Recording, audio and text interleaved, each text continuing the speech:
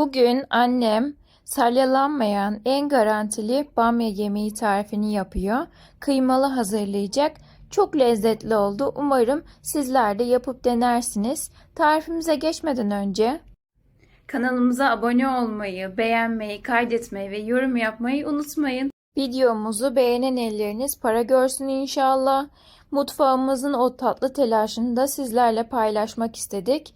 Yani kesinlikle gösteriş değildir. Sadece biz bir aile olduğumuz için bizlerin çalışma alanını yani mutfağımızı merak ettiğinizi düşünerekten temiz miyiz, pis miyiz diye araya mutfaktan kareler de ekledik. Sebzelerimizi önceden güzelce yıkadı annem. Burada yarım kilo bamya var.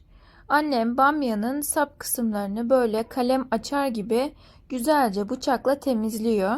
Böyle koni gibi yapınca salyalanma olmuyor. İlk püf noktası da bu bence. İkinci püf noktasını da videonun ortasında söyleyeceğim. Şöyle mutfağımızdan da kareleri ekledim. Rabbim ne güzel nimetler vermiş. Bunları değerlendirmek lazım.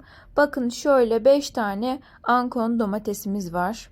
İlk olarak bir adet soğanı bamyaya çok yakışan o özel formunda yani yarım halka şeklinde doğruyoruz. Ardından bir adet kapya ve bir adet yeşil biberimizi küçük küpler haline doğrayıp tenceremize ekleyeceğiz. Kapya ve yeşil biber sadece renk katmıyor, içerdiği yüksek C vitamini ve antioksidanlarla yemeğin besin değerini tavan yaptırıyor. Soğan ve biberleri döküm tenceremize alıyoruz. Döküm tencere tercih etmemizin sebebi ısıyı eşit dağıtması ve bamyayı kendi suyunda lokum gibi pişirmesi. Bu yemeğimizde kavurma işlemi yapmayacak annem. Çok hafif bir şekilde pişirecek. Domateslerimizin kabuğunu soyup küp küp doğruyor Aysel Sultanım. İçerisine sevgisini de katıyor annem. Aman ya Rabbim, anacığım ne güzel hazırladı kız. Pek güzel oluyordu. Anacığımın ellerine sağlık. Videoyu beğenen elleriniz para görüyorsun inşallah. Annem ayıkladı. Yarım kilo bamyayı domateslerin üzerine yayıyor. Bamyayı kesinlikle çok fazla karıştırmayacağız. Bamyanın üzerine annem buzluktan bir sebze çıkaracak ki öyle böyle faydalı değil ama bütün olarak ekleyecek. Ben çok seviyorum gerçekten, bizim buzluğumuzun olmazsa olmazı. Bu arada buradan da söylemek isterim ki her gün canlı yayın açmaya çalışıyoruz. Annem bugün bu yemeği canlı yayında hazırlamıştı. Orada seslendirme yapamıyorum çünkü hem bu videoyu çekerken zor oluyor. O yüzden sessiz yayınlıyoruz. Dilerseniz bu videoyu, dilerseniz onu da izleyebilirsiniz. Allah razı olsun. Bakın annem şöyle 5-6 diş bütün sarımsak çıkardı buzluğumuzdan. Bu geçen yazdan buzluğumuza koyduğumuz sarımsaklar.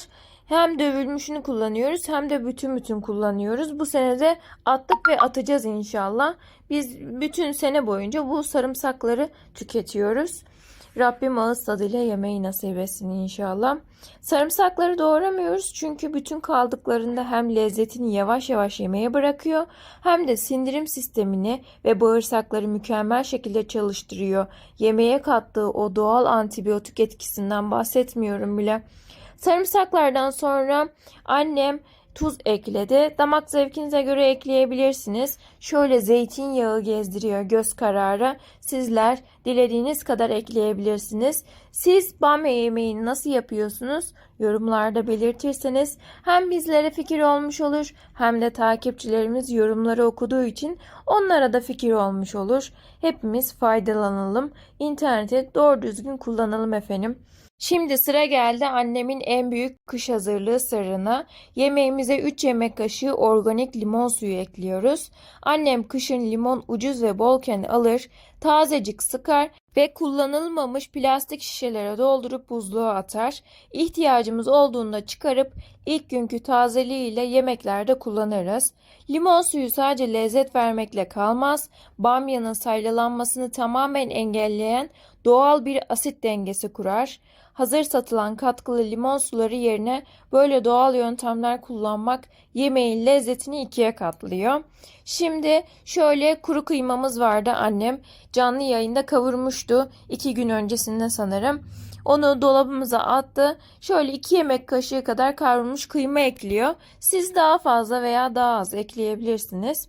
Tenceremizin kapağını kapatıyor ve bamyaları kendi buharında kısık ateşte pişmeye bırakıyoruz. Sebzeler kendi suyunu salıp biraz piştikten sonra çok az miktarda annem içerisine sıcak su ekleyecek. O kısımları da sizlere göstereceğiz. Şöyle mutfağımızdan bir tur yapmak istedim. Yemeğimiz pişerken bir anneli kızlı kahve keyfi yaparız artık. Aman ya Rabbim, annemle geçirdiğim zaman benim için çok kıymetli. Annelerimizin, teyzelerimizin kıymetini bilelim. Ben dünyanın en iyi teyzesine sahibim ve annesine sahibim. Şöyle bakın, yemeğimiz güzelce sulandıktan sonra bakın domates kıvam almış. Sebzeler suyunu bırakmış. Ondan sonra çok az su ekliyor üzerine. Bamya birazcık geç pişiyor. Yani üzerine sıcak su ekledi. Bakın başında da, videonun başında da annem bamyaları ikiye bölmüştü. Bu bamyalar uzun olduğu için. Sizin aldığınız bamyalar küçükse bölmenize gerek yok. Böldüğü halde bile hiçbir salyalanma olmadı. Çok şükürler olsun. Yani böyle pişmeye devam ediyor. Mutfağımızda da her şeyin düzenli ve temiz olmasına özen gösteriyoruz. Aysel Sultanım 2-3 gün evvel temizlik yaptı. Şöyle bir derledi, topladı. Zaten mutfağımız temizdi ama anneyle deyince gerçekten çok ama çok temiz oldu. Ve sıcaklar olduğu için kilerimizden patatesliğimizi, soğanlığımızı, sebzeliğimizi getirdik klimaya yakın ortama. Yoksa küfleniveriyor, maazallah, israf olmasın. Ve bakliyatlar da öyle. Derin dondurucumuza kaldırdı annem. Pirinci, bulguru, bütün kuru malzemeleri, çünkü burası çok sıcak olduğu için hemen böyle böcekleni verir. O yüzden çekmeceli olan derin dondurucumuza koydu.